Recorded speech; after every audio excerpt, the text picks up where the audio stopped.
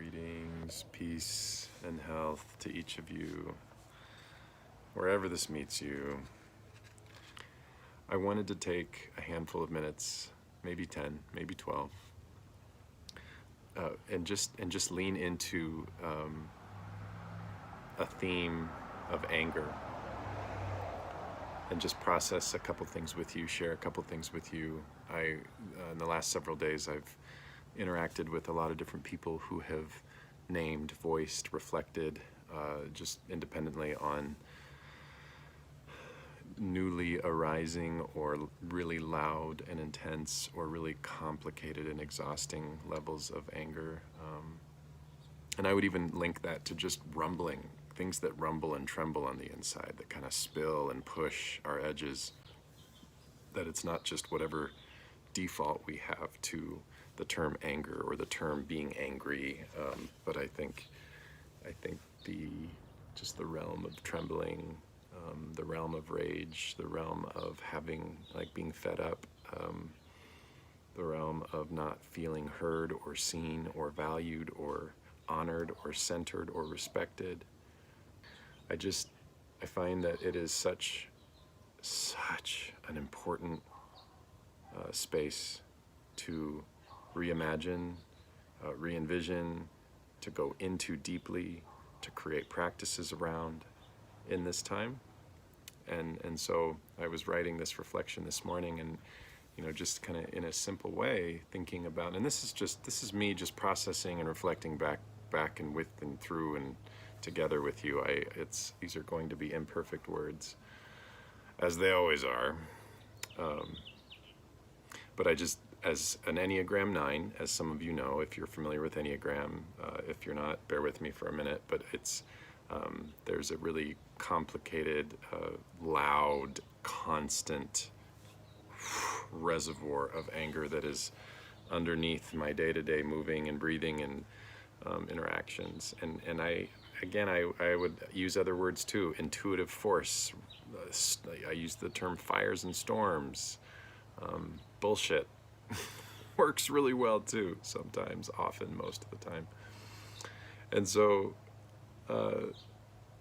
it's a complicated space, because one of the things that comes up for me all the time is when anger is not nurtured and tended to, when it's not met with care,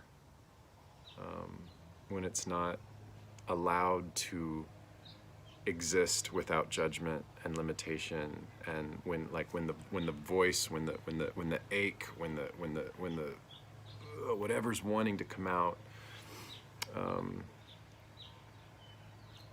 isn't safe or isn't in a place where it can be met with love and dignity and respect, it can be incredibly destructive.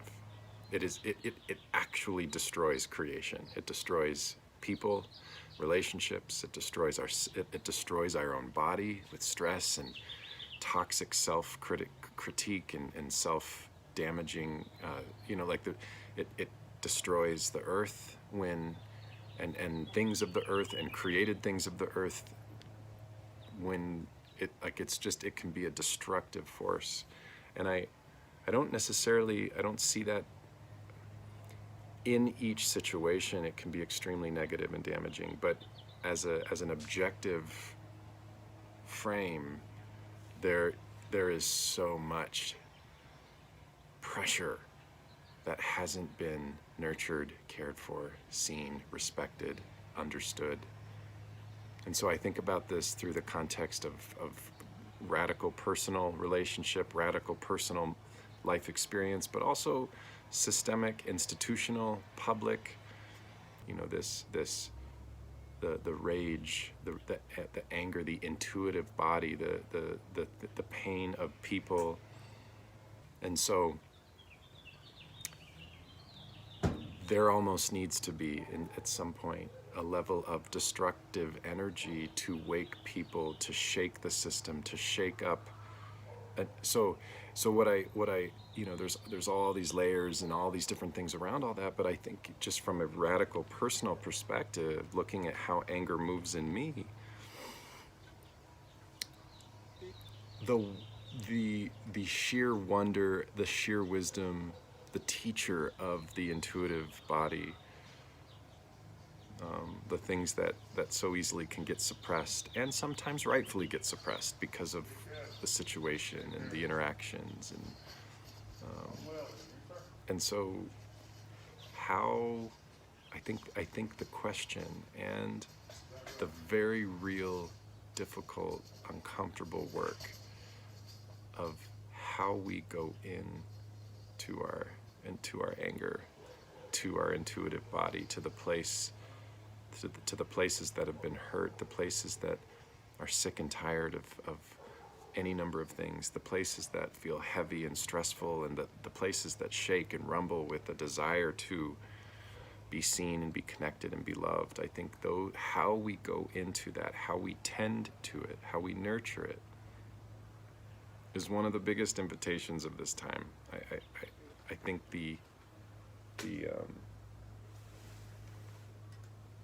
I think the human journey on this planet, as it is right now, 2020, is crying for and demanding that each of us begin to go into the intuitive realm. What's not working for you, for me, for the planet? What's not working? What's not nourishing? What's actually, in using Adrienne Marie Brown's words, what is anti-nurturing? I use this a lot in these videos,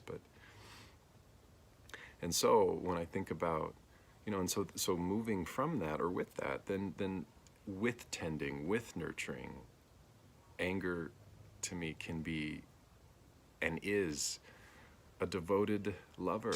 It's a divine protector. It's a fierce and colorful and incredibly nonlinear emergent force that moves us to evolve, to emerge, to adapt to new ways of living, to new ways of risking, to new ways of letting go, to new ways of out with the old, in with the new, to new ways of just being a little more undefended, being a little more flexible and open, being a little more resilient as the branch of the tree reaches into the spaces between.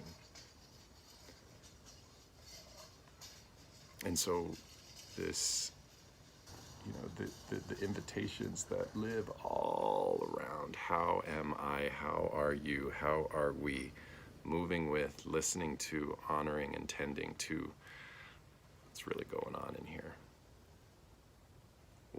And then with that, having the tools and the capacity and the heart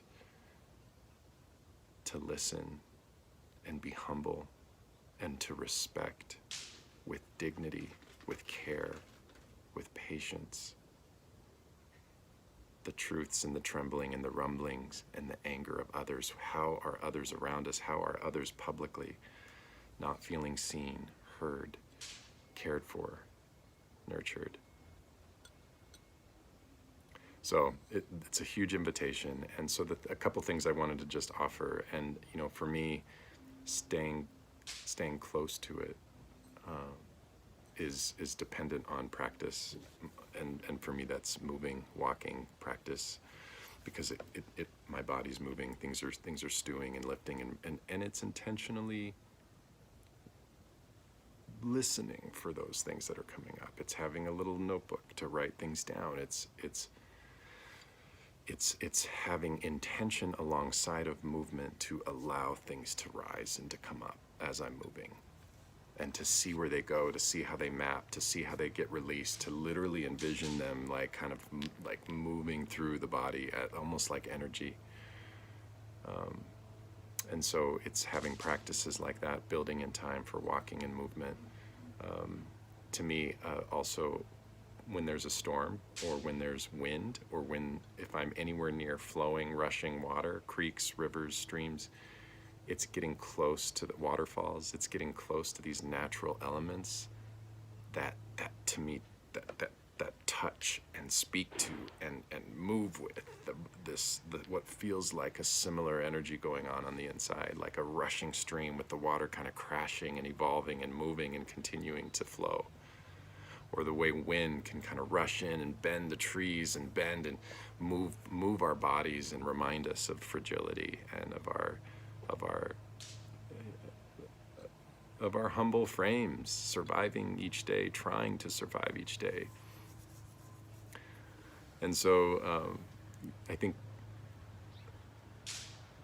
protecting time to be in the elements, finding people, maybe even facilitating conversations with people like, hey, I have a lot of anger in me right now. Would you be open to just listening to me vent? And just, it's not going to make sense because it's far from linear. I don't want to filter anything. I just want to get it out. And it might get loud. It might get really uncomfortable. Don't take it personal. But I just want to release. So even like that facilitation with a peer or with a friend or with somebody that you have developed some form of trust with, who isn't going to jump to judgment, who isn't going to jump to trying to fix or change you, but someone who can just be a witness. And I think you facilitating, pre-facilitating, and this is what I do, so I speak to this from experience where I'm just like, I'm going to say some things. It's going to come out really messy. It's not personal. It's just energy that I want to move out and experiment using imperfect words around it and through it. And then again, a lot of times I will do this while I'll invite someone to walk with me so that I have both of those things working together, that I'm moving my body, so it's helping to churn things up, and I'm inviting a witness to help hold and carry just the energy. Because the words, at least for me, always feel so limited. Because it's like, there's pain here. There's things I'm suppressing here. There's things that I want to say and I want to move with that are uncomfortable for me and for others and for the society we live in. So consider those practices. I just wanted to offer a video of invitation around anger and intuition and the fires and the storms in each of us. There is so much around us, and I describe it as colonial. I describe it as controlling and linear and patriarchal and top-down, all those words, because I see them everywhere. These things that want to crush the realm and the wisdom of the heart, these things that want to push down the realm and the wisdom of the intuitive body, that you and I, that all of us can be agents of change and evolution and emergence, that the top-down structure says, no. We need to bury that. We need to control that. We need to keep it tidy. Don't get too loud. Don't make us too uncomfortable, because if you do, we got to close it up. We got to keep this thing tight-knit. We need to keep making money. We need to keep pushing people in production and in transaction. We need to we need to bury these other bodies of wisdom. You have a lot of people in the world who are, and on all sides, defending their postures with logic and brain and data and stats. And again, that has a place. It's all a part of the wheel, I believe. But if that is a controlling force to suppress the divine feminine, to suppress the queer voices, the non-binary spaces, to suppress the creative forces in the arts, to suppress the heart wisdom and the intuitive wisdom, the justice and dignity wisdom, the earth, the needs of the earth, then it is toxic. And so I think for all of us, wherever this meets you, just deeply listening with self-compassion, lots of self-compassion, imperfection, and humility for how you intentionally move with, open, honor, revere, and tend to our unique places of anger and just all that lives around that. So blessings. to each of you